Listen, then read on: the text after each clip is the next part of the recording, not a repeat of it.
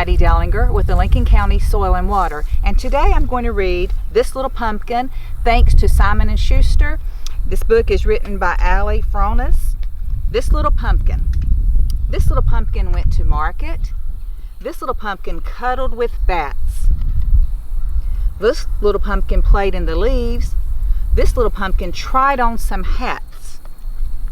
This little pumpkin scared all the mice. This little pumpkin rolled off the gate. This little pumpkin gobbled some treats. And this little pumpkin said, "We're late." Then all these little pumpkins said, we wish you a happy Halloween. Thank you.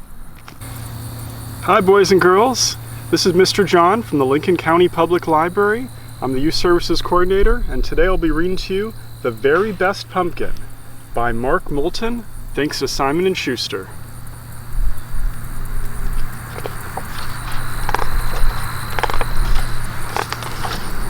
The Very Best Pumpkin.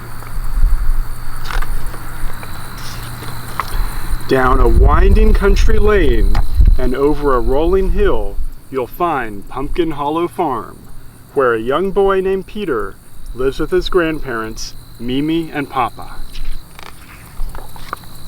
In the spring, they grow plump, juicy strawberries, and in the summer, corn crisp and sweet as honey.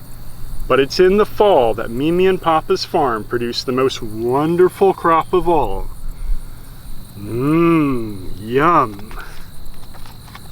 Pumpkins. Big pumpkins, small pumpkins, short pumpkins, and tall pumpkins. They grow pumpkins of every shape and size.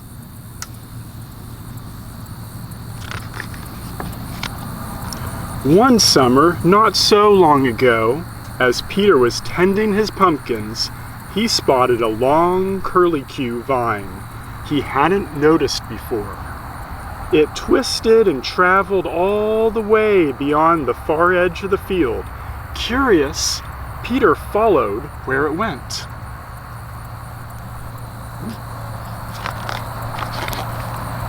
Cautiously, he clambered over pumpkin after pumpkin as he trailed the vine into the nearby meadow.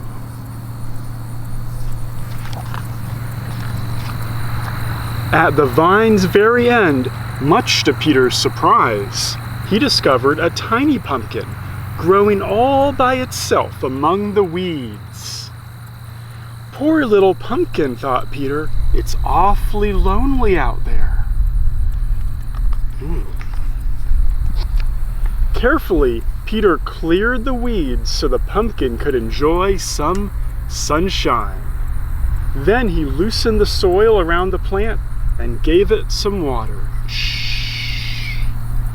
Every day that followed, when Peter had finished tending all the other pumpkins that grew side by side in the field, he hurried to the meadow to visit his lonely little pumpkin.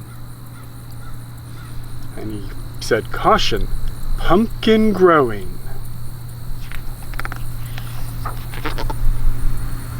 Peter was so busy that summer, he didn't notice that a new family had moved in next door to Mimi and Papa's farm. Peter's new neighbor, Meg, spent most of her time alone, reading under a tree at the far edge of her yard. She's reading The Secret Garden. One afternoon, as Meg was reading, she heard a noise in the meadow next door. She peeked around just in time to see Peter as he bent to care for his special pumpkin.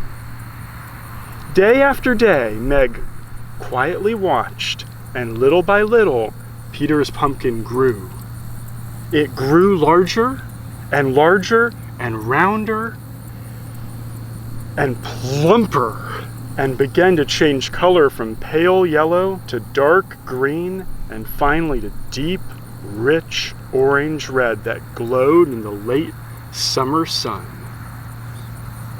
It was the most beautiful pumpkin Meg had ever seen. Soon the leaves began to change and the days grew shorter and colder. Folks began to arrive and Mimi and Papa's farm to select their pumpkins. Peter helped his teacher, Miss Clark, choose a pretty little pumpkin for her desk at school. Peter proudly showed Officer Bailey a big pumpkin in the middle of the field. It would look dandy on the steps of the police station in town. Miss Jane, the librarian, thanked Peter after he helped her pick just the right pumpkin for her award-winning pies. Peter helped pumpkin after pumpkin find a good home, but he was saving one pumpkin, his special pumpkin, the best pumpkin of all. Late one afternoon, Meg and her parents came to the farm to pick their pumpkins. Peter watched as Meg stepped gingerly into the field and began to search. She peeked under the giant leaves and crawled over rambling vines and carefully stepped between pumpkin after pumpkin, but couldn't seem to find just the right one. Meg looked here and she looked there. She looked everywhere. Just as she was about to leave, someone stepped up behind her. "I think I might know where to look," Peter said. Peter guided Meg past all the pumpkins in the field until they came upon the wandering vine. "Follow me," he said. They followed the vine to the meadow where Peter's pumpkin grew. "This one's the very best pumpkin," said Peter. "Oh, it's beautiful," Meg cried.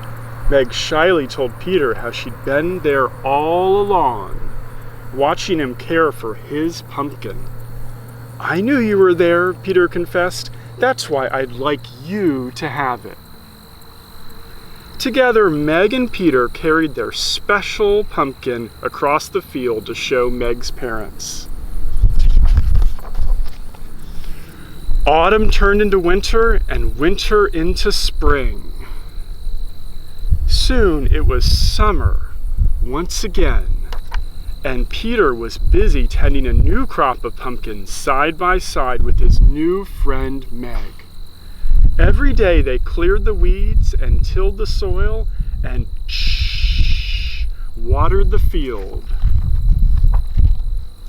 And just like the pumpkins, their friendship grew and grew and grew and grew. And that was the very best pumpkin. Thank you.